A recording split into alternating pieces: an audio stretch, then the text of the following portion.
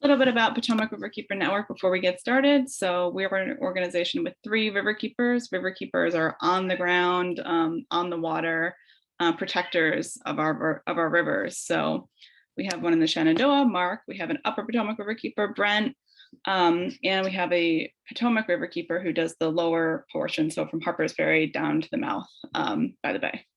And we work in lots of different ways, so through advocacy, through litigation, basically enforcing our clean water laws, right? So we want to make sure that our rivers are protected from pollution and that everyone who lives here, who stays here, can benefit from having a clean waterway. This year is pretty special. It's the 50th anniversary of the Clean Water Act. So what that means is the Clean Water Act is essentially one of our main tools that we use to force polluters to comply with clean water laws, right?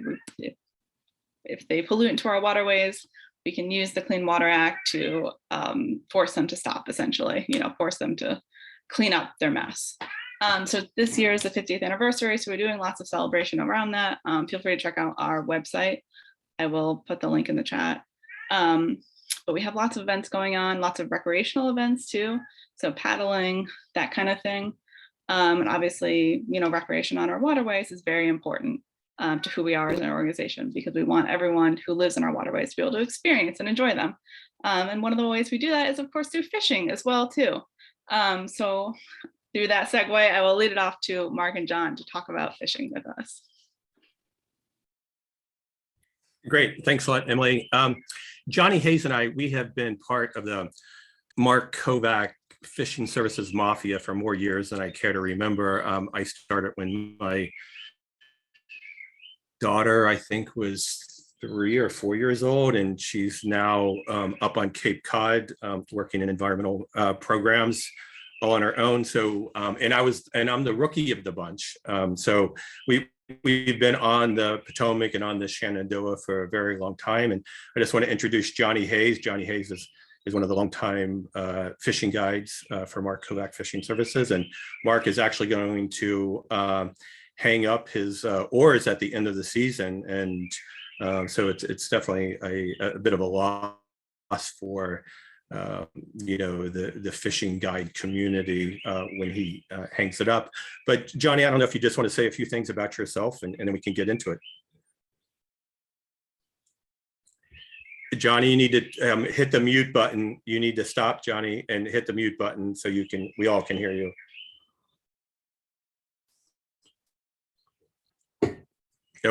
Nope. There's a mute button. Emily, can you help him out at all? Or Sure, John, it's on the bottom left. I know you. How's that? Is that better? There we go. All right. It's actually much better. Thank you.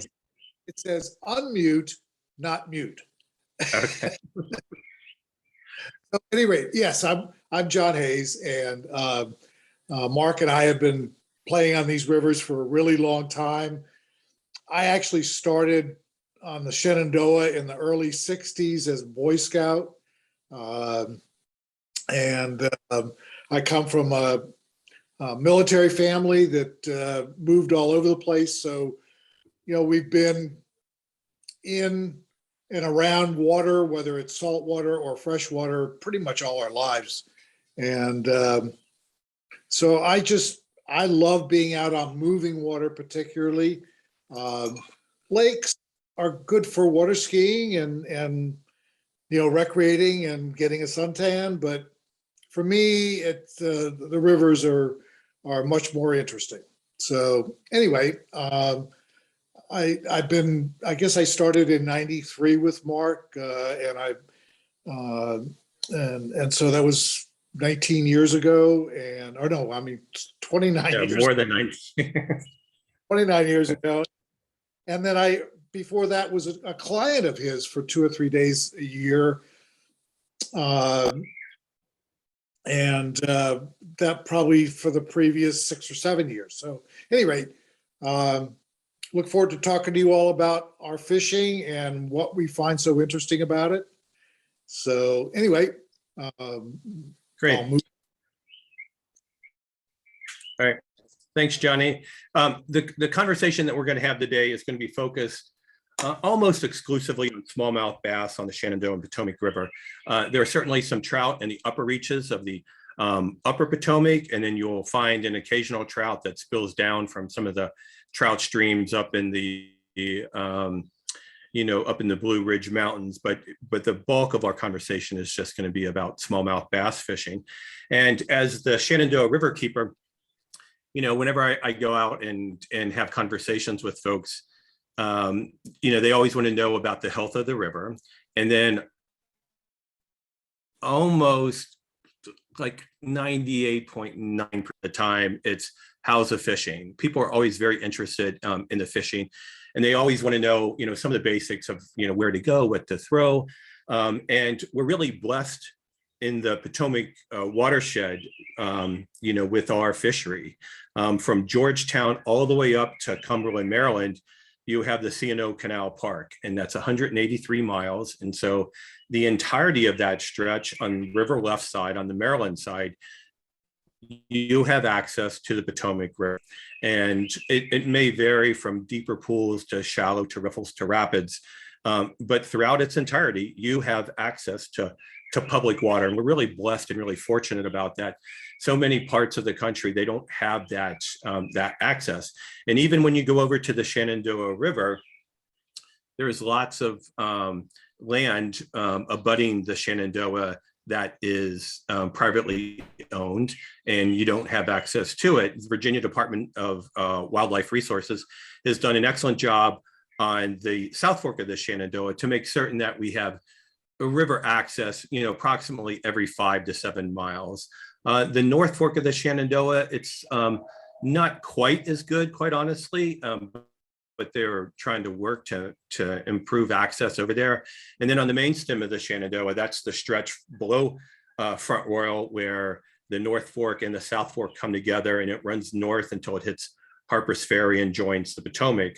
And on the main stem there, on the Virginia stretch, there is, good access up and down there, and it's a little bit, less access once you get into West Virginia water.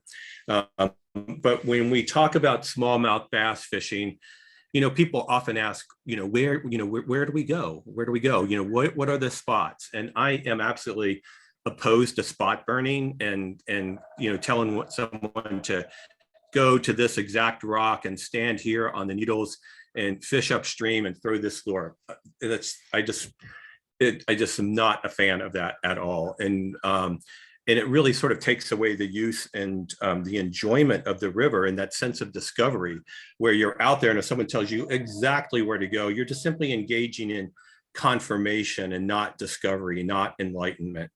But so in general terms, where to go on the river when I'm fishing and I'm going out there, I'm always looking for breaks and seams in the river. And so what's a seam? What's a break? It's where two currents come together. It's where there's an eddy pocket behind a current. It's where shade meets sun, where discolored water meets clear. And so there's a lot of breaks and seams. And so I'm constantly looking for that. And here is an article that Mark Kovac wrote way back in 1987. And here he's talking about presentations. And when you look at, I have to put my glasses on, but when you look at this picture, these are all the different spots that you can fish for smallmouth bass, behind bridge abutments, behind eddies, casting upstream into calm water pockets.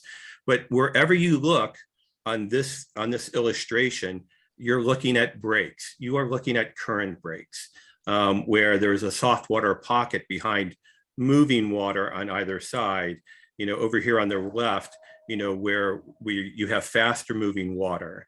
And so behind the eddy pocket, one point that's not shown here that I often really have good success on is in the front of little islands or ledge systems where the water pushes down and then pillows up against that rock. And the current has to decide, am I going to go right or am I going to go left?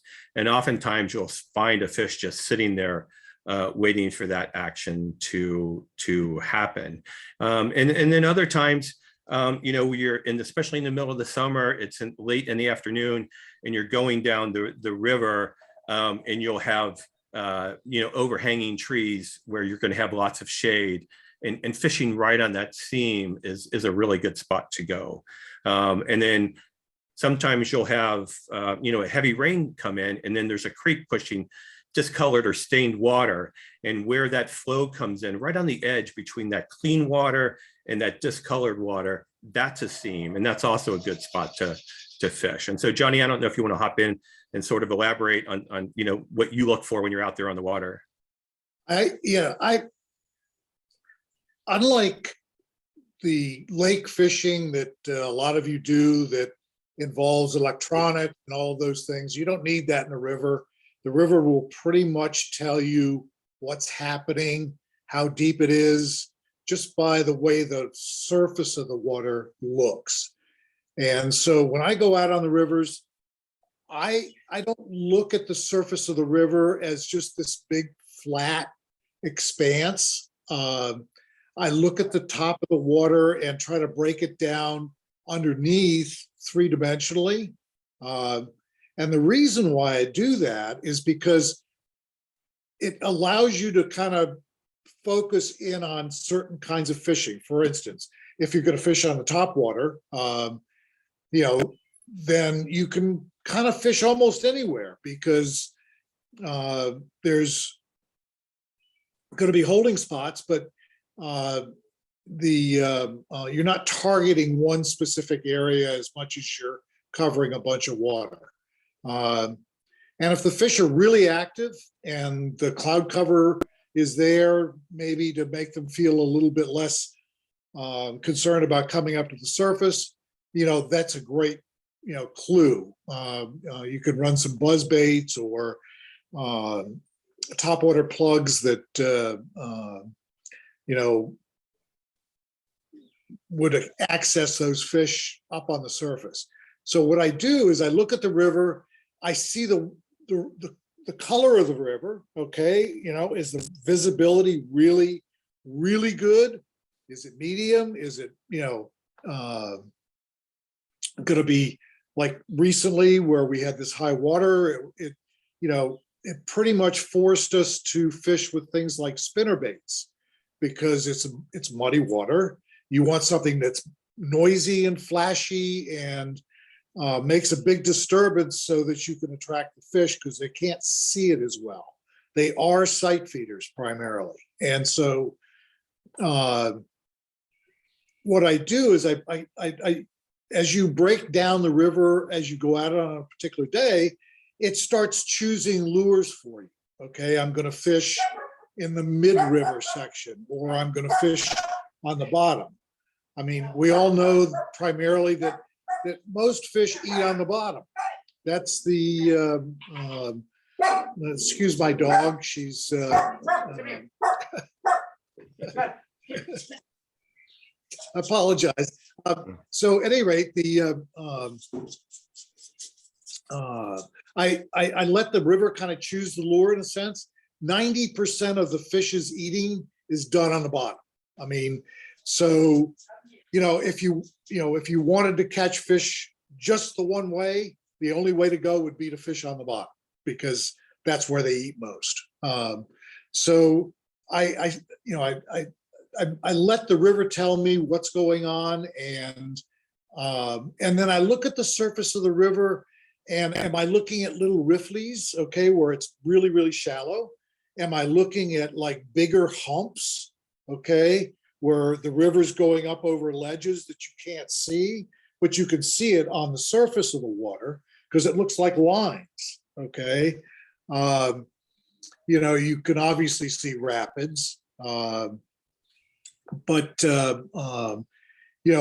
those places where, one of the things that Mark Kovach taught me years ago is, bubbles are your friend, because bubbles in the river show you where those seams are, okay? And those are feeding lanes for fish. So yep, foam is home. Foam is, yeah, and so that's that's really, that helps me get started in the morning. So there's so many different kinds of baits and so many different kinds of places to fish on the river. You kind of have to narrow it down. All right. And when you do that, you'll find that you're more successful. And then, are the fish really tight to cover? Are they off the cover? Are they moving around actively? What's the water temperature? Learn as much as you can about where you are, and you will catch more fish. Yeah. And then also, when we have clients out and anglers, I'm constantly, like, when we start the day, I try to be as agnostic as possible. Just because we caught fish on the surface a couple of days ago, I hope that we catch them on the surface again today, but river conditions may have changed, the weather may have changed. And so when I start, my folks out on the water, I'm trying to cover the entirety of the water column. I try to have someone throwing something on top, especially in summer conditions. And winter conditions, I'm looking, or, cold water conditions, I'm looking more on the middle to bottom. But when we started, a trip in the summer, I usually try to have someone throwing something on the surface and someone throwing something that's, bottom to middle of the water column. And the purpose of that is to try to quickly establish a pattern. What are the fish interested in? And try to let the fish tell you what they're interested in, going after.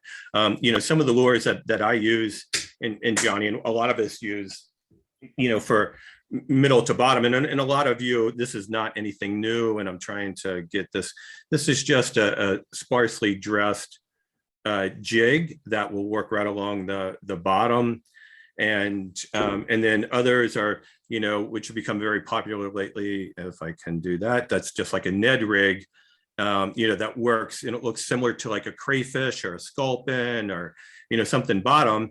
And then if fish are in the middle to the top, everybody that fishes with me, and Johnny, and a lot of the anglers know and always joke about it, because this is by far my favorite lure.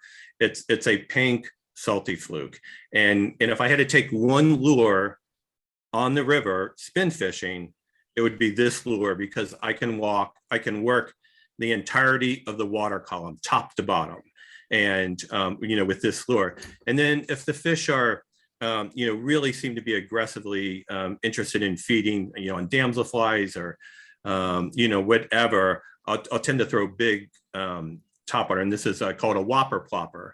And it goes, and then there's a little blade that just spins there and makes a big racket on the surface. And, those are just some of the baits.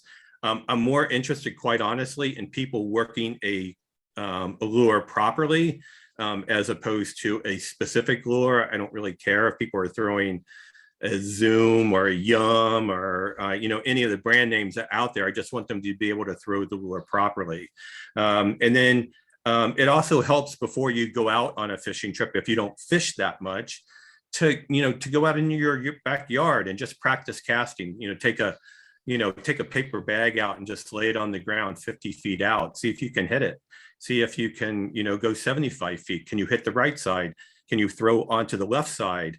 And take a little bit of time, because oftentimes, especially if you're in a raft or in a boat or a canoe, you get one or two shots at hitting a target.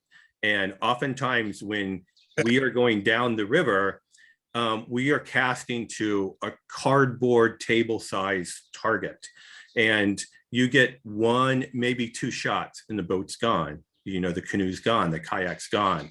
And so the more accurate you are at making casts, the better success that you're going to have. And I just can't stress that enough, be it spin fishing or fly fishing.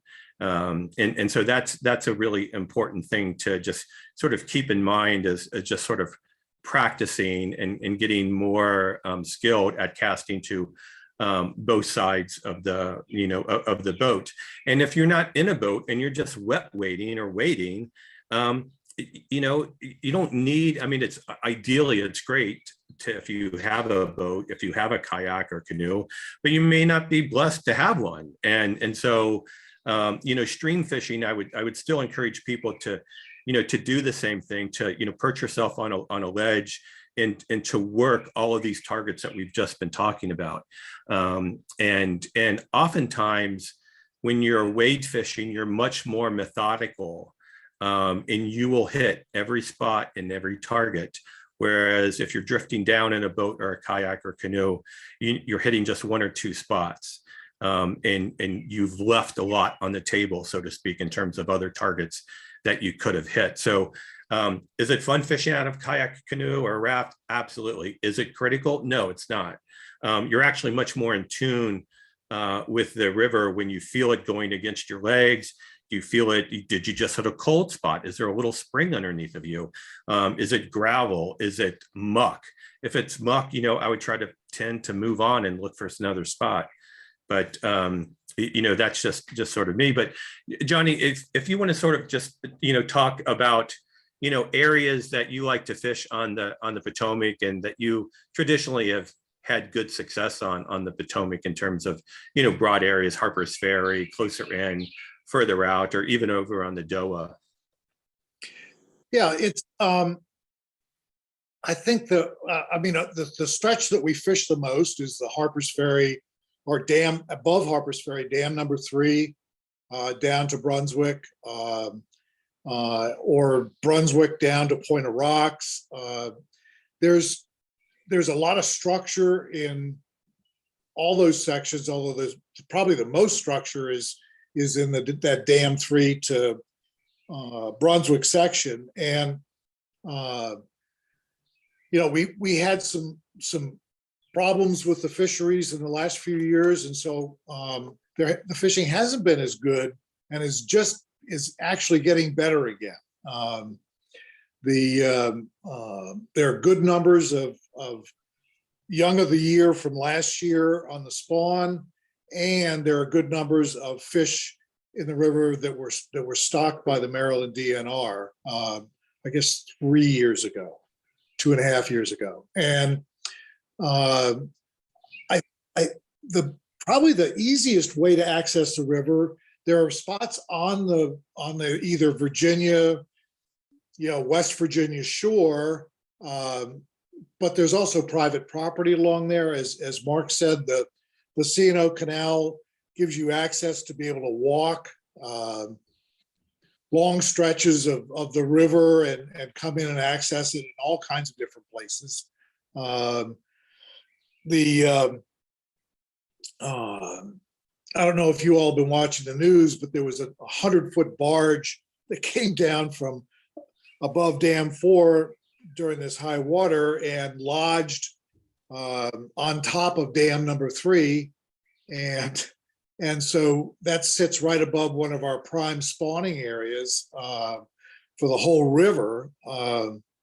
And there's just all kinds of islands and pockets and things for fish to raise their young in. And so it tends to be in the springtime, particularly, a really good fishery. Mark Kovach and I were out on Monday together, and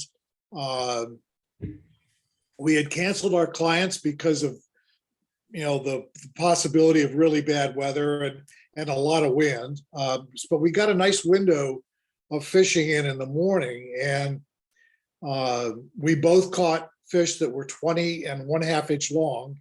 And the one that I caught, I made 2 casts to an edge off of a rock ledge that I knew had a decent depth hole to it, but I was about 1.5 feet, 2 feet off on each one.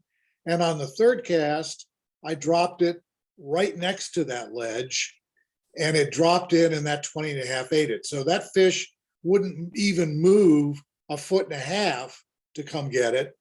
But when it dropped in on his head or her head, that's part of the accuracy that Mark was talking about, is that the fish will feed as efficiently as they can, okay, and they'll only move a certain distance out of comfortable water into current to eat something and then come back. So they're trying to conserve their energy and be as efficient a consumer as they can. So, I mean, one of my favorite fishing lures is a tube. It seems to, I mean, there's always new things every year. I mean, the big deal now is Ned rigs. They work great. I use them, and it's a good finesse tactic. The tubes, however, are a little bit less prone to getting hung up, and the fish just never seem to get, used to them or ignore them. There are lots of other lures that does happen to when they have a bad experience, but the tube is erratic enough, and you can rig it enough different ways that they just seem to continue to eat it year after year. And I typically never go heavier than a 1/4 ounce in a jig head, and most of the time I'm down closer to an 1/8 of an ounce in the summertime. That is somewhat dependent on the size tube you're using. The bigger the tube, the heavier weight you can use.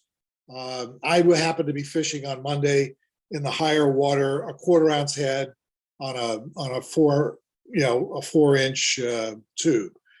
But they've got little tiny teaser tubes that an 1/8 of an ounce carries down really well because it's a small, compact little tube. One of the things about rigging tubes is getting the jig head inside the hollow tube, okay, and if it has a weed guard, how do you get that weed guard in and get it all rigged up so that the tube and the weed guard are set up inside the tube? And the easiest way I found is to take the jig head and lubricate it with smelly jelly or one of the fish lube, fish attractants. And when I've got a weed guard in, I bend the weed guard forward of the head, okay, a little bit, and that goes in the bottom of the tube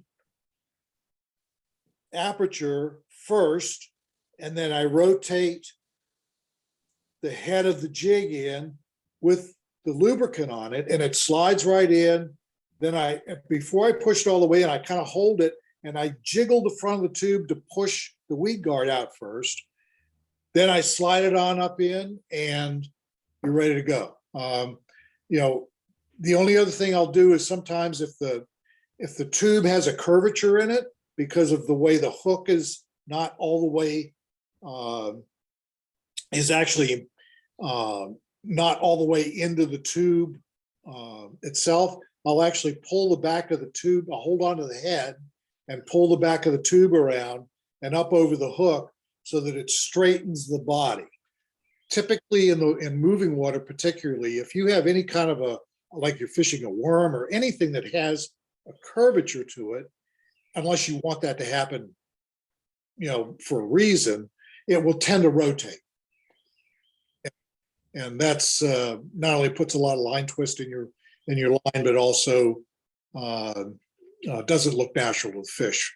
So, and that's a really good couple of really good tips there, Johnny, on how to properly rig a tube, because if it's rigged improperly, you can probably fish it all day and never get a strike on it. It just really needs to hang straight. Going back just for a second on where to go on the Potomac and on the Shenandoah, and I was talking about doing a little bit of homework of practicing and improving your casting and targeting. There are lots of books and maps that are out there. I mean, I'm just going to hold a couple up. I mean, the Delorme Gazetteer has just a wealth of information, seeing where there are roads that are nearby. If you want to go onto the upper Potomac, Tim Doolan's book is a great book to have. Bruce Ingram, who is a real friend of the Riverkeeper organization, he's written books on the upper Potomac, on the Shenandoah, on the Rappahannock, that talks about float trips and stretches. And then one of my personal favorites, it's going real old school, is the Shenandoah River Atlas. If I can hold it up there. And Bill Trout and the work that he's put into it. I'm just gonna, go to a page. I mean, just to give you a level of the detail where, it just goes into great detail on the Shenandoah. There's history of showing where there are old fish weirs, which are essentially fishing dams that Native Americans used to collect fish. And there are a lot more of them that were blown up when they wanted to engage in commercial navigation downstream, but there are a lot of them that are still there and just make excellent fishing spots. And so that's something that I would also encourage people to really take a look at and to explore. For me, I sort of nerd out on some of this stuff, but in addition to just reading up and trying to get as much intel before going out, it's also worthwhile to keep a fishing log. Is the river high? Is the river low? Well, if you go to like on the Shenandoah and you're fishing the main stem of the Shenandoah, it's really nice to fish with the front rail gauge in that 2 to 3 foot range, maybe a little bit more, but keep a record of it. And so you go out and you have a great day.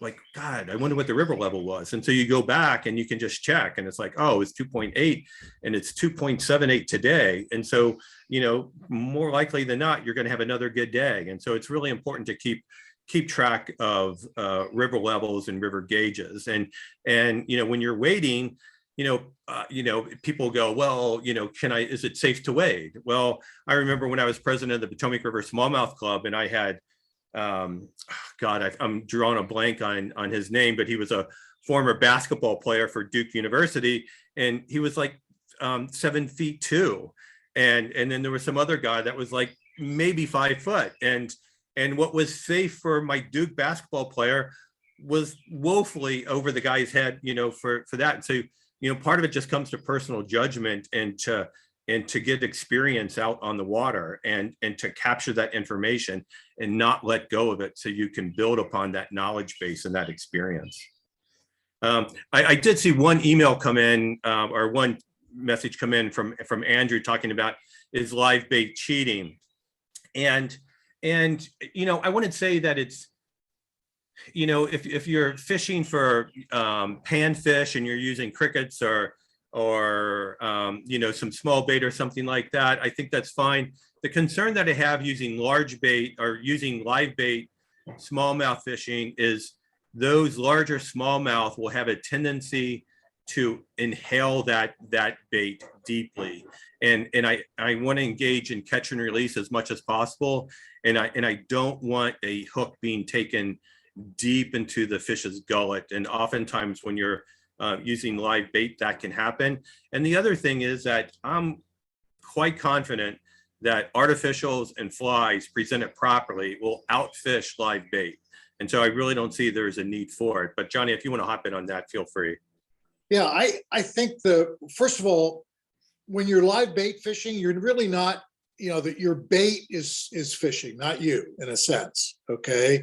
And so I just find it much more satisfying to be hands-on, manipulating, feeling the bottom with a jig, that sort of thing, because then I'm focused on that. Okay. I'm not sitting watching a bobber. Okay. If your purpose is to drink beer and sit on a bank, yeah, bait fishing's pretty good for that. All right. But, I find that one of the things that's incredibly enjoyable about being out fishing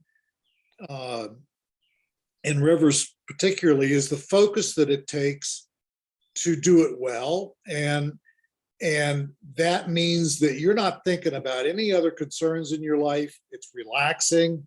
At the end of the day, you think back and you almost didn't think about anything else except the fishing itself. Yeah. And I think that's important in our lives to be able to have that release from all the everyday problems that we all have. And So anyway, without getting philosophizing about it too much, but I find that sometimes my funnest days are the days where it's hard fishing, Mhm. where it's challenging and you've got to figure it out. Uh, if you could catch 500 fish a day with anything you threw into the river, it wouldn't be much fun after a while, Yeah. So, it's that challenge, and then adding to that challenge, trying to add, and focus in on catching big fish. Uh, Butch Murphy and I were out recently with Duncan McGrath, one of our guide friends out on the New River, and he has been trying to catch a 7-pound smallmouth for years. And I mean, focusing in, and he's in an area where he's got a good shot at it on the New River, right? Hasn't happened yet. And I mean, my personal best is still just shy of 6 pounds. I haven't broken the 6-pound mark. So, it takes a long time and a lot of fishing to put even one of those really big fish in your hand. And so, I think that's the thing that makes the fishing so rewarding. Yeah. Yeah. 2 other just quick tips, and then I think we should probably just go to some Q&A is, Chuck Kraft, who is a longtime fishing guide on the James and on the Shenandoah. I'm just a big apostle of Chuck Kraft, and he was fond of saying, big bait, big fish. And I think that, you can throw small lures and you can get lots of action on them, but I think that you need to tend to go to some bigger, bulkier baits to really attract some of these larger fish.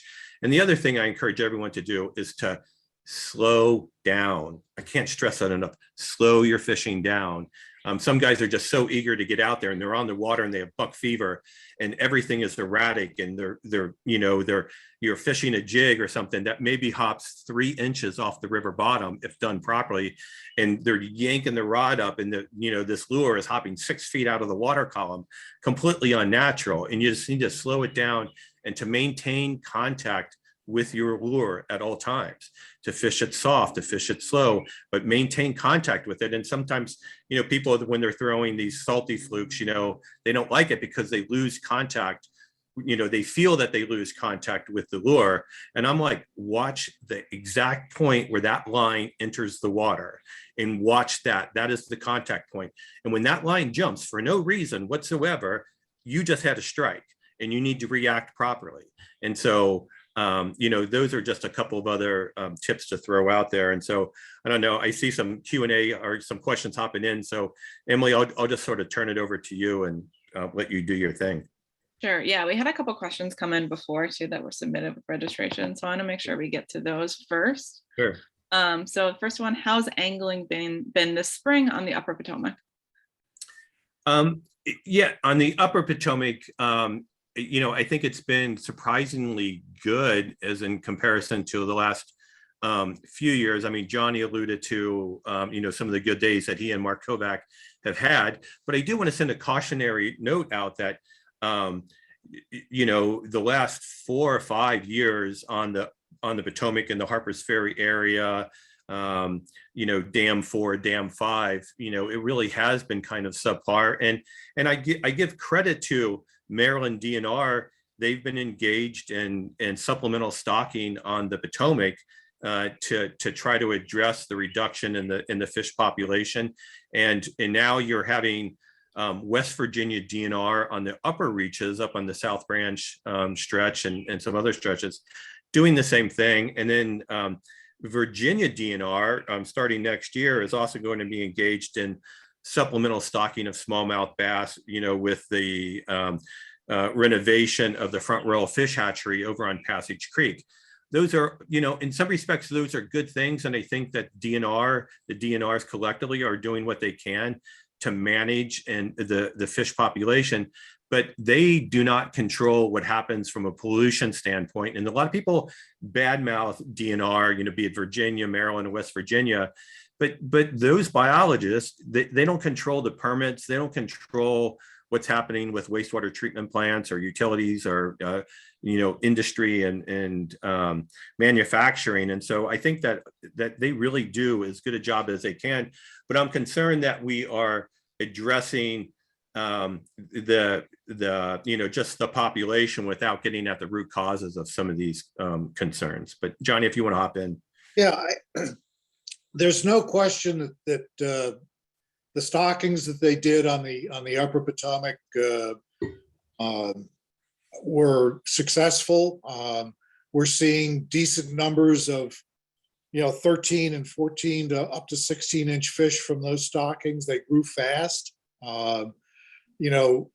Before this high water we just had, the trips I had out we were boating 35 to 40 fish in a day, and with good numbers of, we had one day where we boated 3 over 20-inch fish, a 19 and a half, 2 19s, bunch of 18s. So it was we hit it just right. All right. And so not every day is going to be like that. But in past years, we've had days where we only had 5 fish, or 10 fish. So I think the populations have gotten better. I think we had a decent spawn last year. And we'll see what happens this year. I think the fish were just going on the beds when I was catching all those fish 3 weeks ago or 2.5 weeks ago. And then the water came up at 18 feet and the spawn stopped. I don't think they got much of a spawning thing done yet. And those fish are going right back on the beds. There's going to be a secondary spawn as we speak. So I think it bodes well. It ebbs and flows, in terms of the weather and all of the things that impacted the shortages that caused the problems that we had recently are they're trying to be addressed, and but it still comes down to weather and global warming and things like that in a lot of cases we don't have a lot of control over yet. So yeah, I think I'm very positive about this season. I feel very good about it compared to the last few years. Thanks, Johnny. Nice. Yeah, a few questions about smallmouth bass spawning. So here on the South Fork, the water level is high and fast, and I think bass are spawning. Will it hurt the spawn, the high water levels anyway? Yeah, I mean, Johnny, was just talking about spawn on the Potomac, but it's going on the Shenandoah, and when we talk about the spawn, it's not like someone flips a light switch and instantly the whole river smallmouth bass population is spawning. It tends to, and I'm using just sweeping broad brush terms here, but they tends to start and work their way up, and on the Shenandoah, where we really look at that water temp in the 60 to 65 degree range Fahrenheit, and maybe just a little bit up. At Front Royal, when the water CFS cubic feet per second is in that 2,000 to 2,500, you'll start seeing spawning going on, and it really sort of depends. I mean, they need a bit of water going over those eggs, and like Johnny said, if the spawn gets interrupted, a lot of those fish that have not spawned will go right back on the beds as soon as conditions are suitable for that. I'm more concerned that we have a successful spawn, and all these fish have gone to the beds, and now we have thousands of 1 inch fry, and then we get a big time high water event, and a lot of those fish just get flushed downstream. I'm more concerned about that. And the other thing that's happened the last few years, I mean, we held the Mid-Atlantic smallmouth bass health assessment last year and then 2 years before that. And we brought in all the biologists from the Shenandoah, the James, the Upper Potomac in West Virginia, the Potomac in Maryland, the Susquehanna, and they all told similar stories where we've had high water conditions during traditionally spawning time. And by the time that those high water conditions in the spring get down lower, it's not until the water temperatures have already climbed above their preferred level. And so all of a sudden the water level comes down to, to decent levels, but the water temperatures are now in the 70 to 75 degree range. And so you're not getting a really good spawn. And if that happens 1, 2, 3 years, it's no big deal. If it happens 4, 5, 6, 7 years, it is a big deal, because you'll start seeing that entire population starting to age out. And that's what we have seen and what the biologists have talked about on the Upper Potomac. And then that's not even factoring in periodic fish kills as a result of agricultural chemicals entering the river system or whatever else. And so I'm not that concerned about if the river is up a little bit. I'm just more concerned if we have a major flood event after the spawn has occurred. And then I also saw Beth Versack, she asked about, should we leave the fish alone when they're guarding their nest? Yeah, ideally I would not hammer them.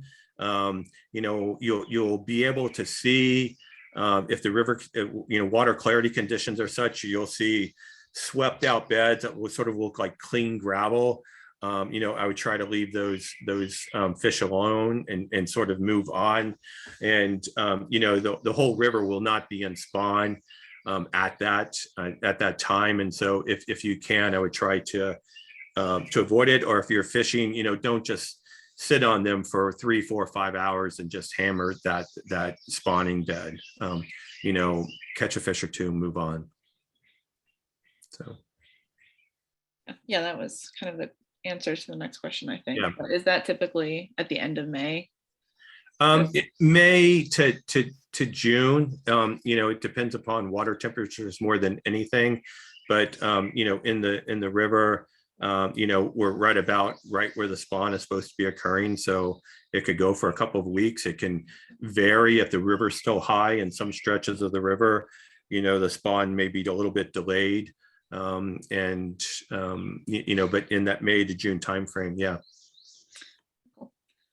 So next question. For an ultralight spin fisherman, does it make sense to try tenkara fly fishing for smallmouth in the Potomac? Johnny, why don't you take that one? I would say that if you're wading and you're in the needles below dam number 3, where you've got very tight little pocket areas and things like that, I think you could fish a tenkara. But generally speaking, it's not the best tool for the job.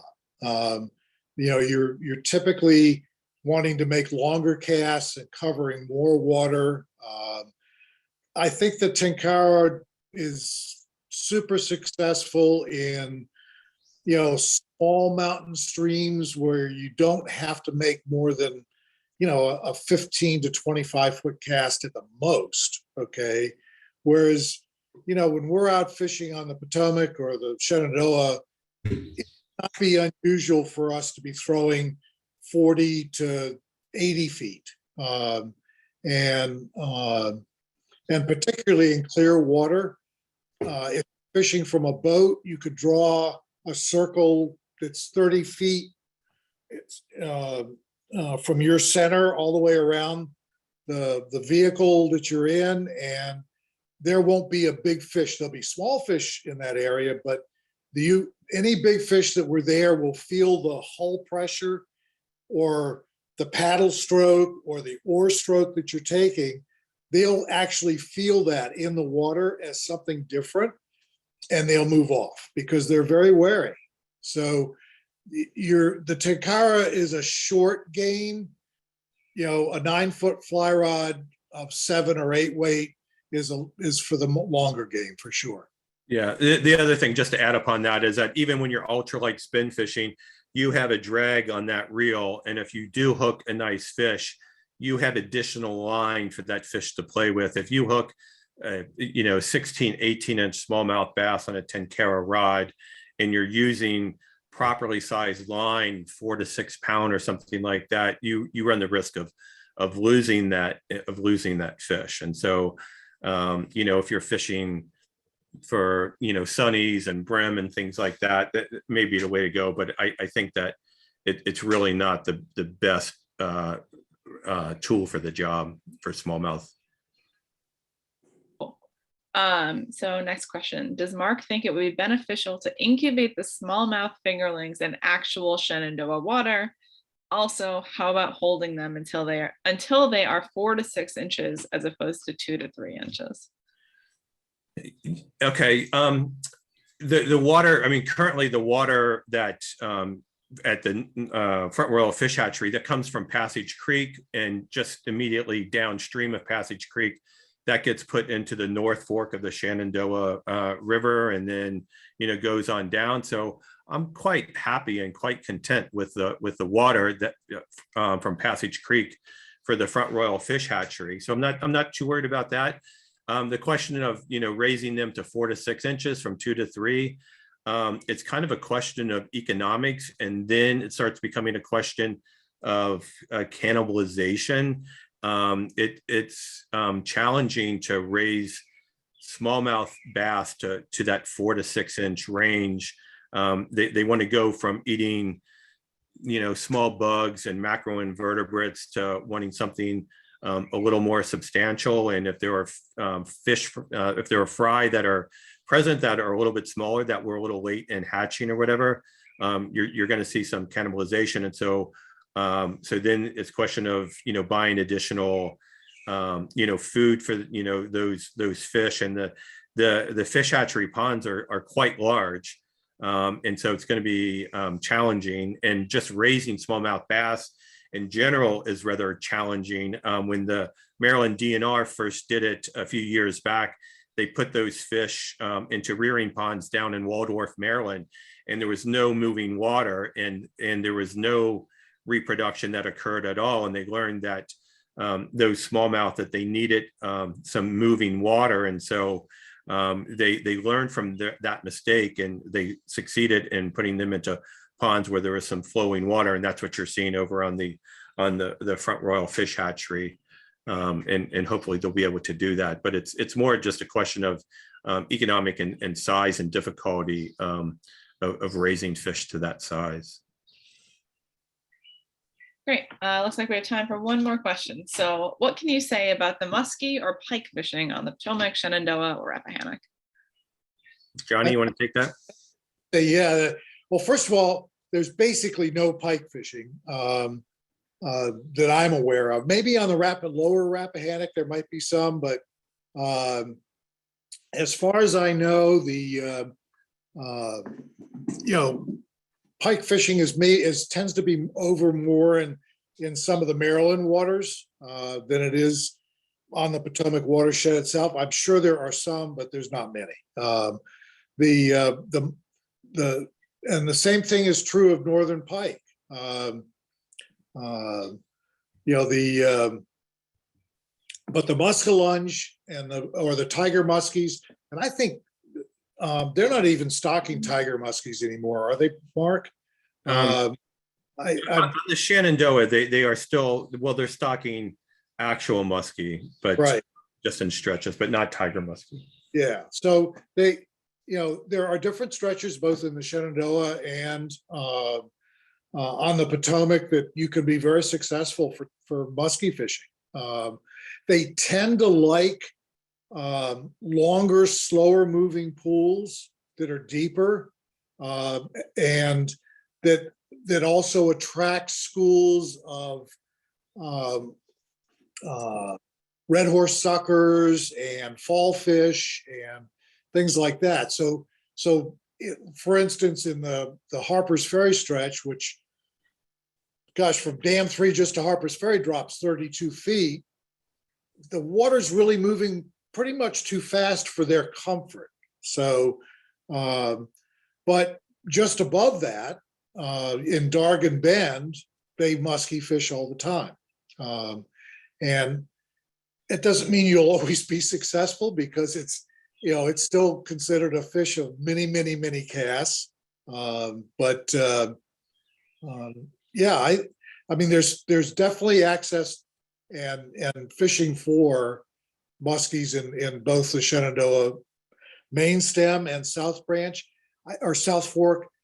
I'm not sure the North Fork has, or North Branch has, very many muskies in it, but it probably has some. Yeah, I've been out with Virginia DNR doing electroshocking really in the winter, in January, February to March. The biggest muskie that we shocked up was, that I personally saw, was 48 inches and approximately a gazillion pounds. It was huge. And there are a lot of muskie that are lurking about on the Shenandoah, but I go back to the comment I made about big bait, big fish. You need to be throwing larger lures in general to interest muskie. And you need to get some distance away from the boat or away from where you're standing. I remember taking Dave Whitlock, who was just an excellent, fly fisherman and illustrator and creator. And he talked about, fishing for muskie in the summer, of looking for, incoming streams, and then finding a large sycamore tree just downstream from that, and really working big, large, I'm talking 10, 12-inch deer hair poppers, with either long schlappen feathers or lots of fiber on it, to really aerate that water to get those fish to be interested. But there are definitely muskie on the South Fork, and a very healthy population, and it's worth going after. But I would recommend, as Johnny talked about, it's a fish of I don't know if it's 1,000 or 10,000 casts, but you can't be lackadaisical about it. I would not recommend going out and just making a half a dozen casts throughout the day. You really need to put your time in and to really make a lot of casts to find those fish. Awesome. Thanks, guys. Thank you, Mark and John, for joining us and talking about fishing for a very informative hour. I'm definitely not a pro fisherman, so I learned a lot. Thanks. Or went by fast. Yeah. Goes by when you're having fun, right? Yep. Great. Awesome. So thanks to everyone else who joined us as well. We got lots of events coming up. So we have River Palooza, our summer paddling series. We have paddle ships all throughout the watershed. So please check it out if you're interested. And if you want to get on the water with us, we have one in Mallows Bay where we explore some shipwrecks. We have a snorkel trip on the Shenandoah. We have a birding trip next weekend. There's just a few spots left if anyone wants to join. We have some expert birders that come along with us, and we see heron rookery. It's really cool trip. And if you're interested in fishing, I know River Rodeo is in, what are you, September? September, River Rodeo. It's where all the fishing guides in the area donate their day to fishing, and lots of folks come out and enjoy a day of fishing after Memorial Day, where quite a lot less crowd. Fishing's still great, and at the end of the day, Johnny actually takes off his fishing guide hat and puts on his chef hat, and we have an amazing steak dinner and lots of cold libations, and it's just a great time. There are a few little fishing contests throughout the day, but it's just really just a great time to relax. And the prizes are amazing. Awesome. Yeah. And then my last pitch is obviously become a member if you aren't already. We do a lot of good work. Our riverkeepers do a lot of work protecting our watershed. And obviously we're a nonprofit organization, so we rely on donations from everyone all over the watershed. So if you're interested and not a member, please check us out. And thank you. I will send everyone the recording of this webinar along with contact info. So if you guys want to follow up with our speakers, look at kind of the events that we got going on, just look out for my email probably tomorrow. Thanks, guys. Mark or John. Thanks, Emily. Thank you. All right. Bye, everyone. Thank you for joining us. Yep.